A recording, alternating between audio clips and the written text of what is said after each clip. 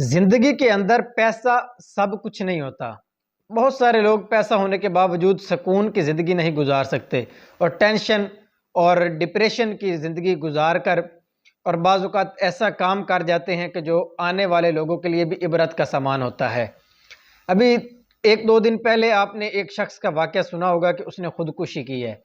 وہ کوئی غریب شخص نہیں تھا، اس کو پیسوں کی فکر نہیں تھی، اس کو مکان کا کرایہ دینے کی فکر نہیں تھی، اس کو اپنے بچوں کی تعلیم کو آگے بڑھانے کے لیے فیسیں ادا کرنے کی فکر نہیں تھی، اس کو بجلی کا بل ادا کرنے کی فکر نہیں تھی۔ اس کے پاس سب کچھ موجود تھا، پیسہ تھا، لیکن اس کے پاس ایسے دوست نہیں تھے جو اس کو تنہائی سے دور رکھیں، اس کے پاس ایسی فیملی نہیں تھی جو اس کو تنہائی سے دور رکھ سکے۔ اللہ پاک نے جو فیملی سسٹم بنایا اس کے اندر بہت ساری حکمتیں ہیں۔ تنہائی کے اندر رہ کر بندہ ڈپریشن کا شکار ہو جاتا ہے۔ میں اس بندے کا نام نہیں لینا چاہتا کیونکہ مقصود اس کے بارے میں بتانا نہیں ہے، بلکہ اس کے واقعے سے جو سبق حاصل ہو رہا ہے وہ آپ تک پہنچانا ہے۔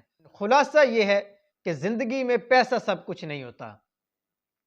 یہ بندہ کتنا امیر تھا، جنوبی پنجاب کے اندر کولڈ ڈرنک، مشہور کولڈ ڈرنک جو ہیں، یہ ان کی جتنی بھی فرنچائز ہیں یہ ان کا مالک تھا، اور اسی طرح ایک یہ کرکٹ ٹیم کا بھی مالک تھا جس پر یہ کروڑوں روپے خرچ کرتا تھا۔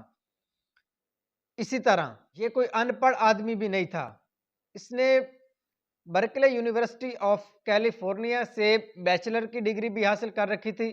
یہ دنیا کی مشہور یونیورسٹی گنی جاتی ہے۔ بعد ازاں اس نے ایک یونیورسٹی سے ماسٹر کی ڈگری بھی حاصل کی تھی۔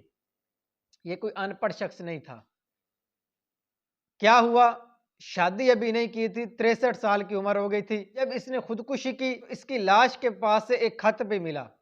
خط کے اوپر یہ لکھا ہوا تھا کہ میں اپنی بیماریوں سے تھک گیا ہوں اور میں آگے مزید تکلیف برداشت نہیں کر سکتا، اس لیے میں خودکشی کر رہا ہوں۔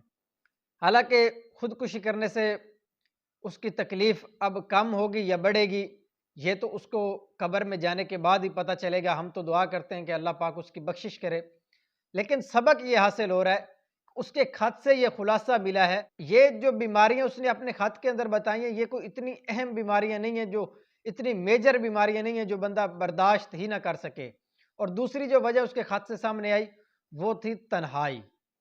تنہائی کے اندر وہ شخص رہ رہا تھا جس کی وجہ سے ڈپریشن وغیرہ کا شکار ہوا اور آخر کار اس نے خودکشی کر لی۔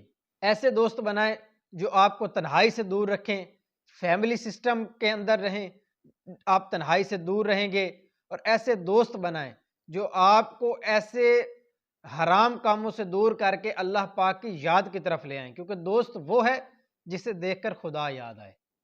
ایسا دوست کبھی نہ بنائیں، بلکہ پھر اس دوست سے تو تنہائی اچھی ہوگی جو آپ کو گناہوں کی طرف لے جائے۔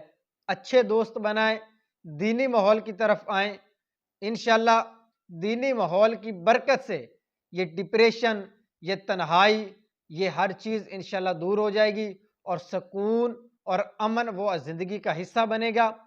اللہ تبارک و تعالیٰ نے قرآن پاک میں واضح ارشاد فرمایا ہے کہ اللہ کی یاد ہی میں دلوں کا سکون ہے۔ بس آپ کے پاس دنیا کا سب کچھ ہے، پیسہ ہے، دولت ہے، سب کچھ ہے، لیکن اگر آپ اللہ پاک کی یاد سے غافل ہیں، آپ دیگر کاموں میں لگے ہوئے ہیں، تو آپ زندگی میں سکون حاصل نہیں کر سکتے، پھر اس کا نتیجہ انہی برے کاموں کے ساتھ ہوتا ہے۔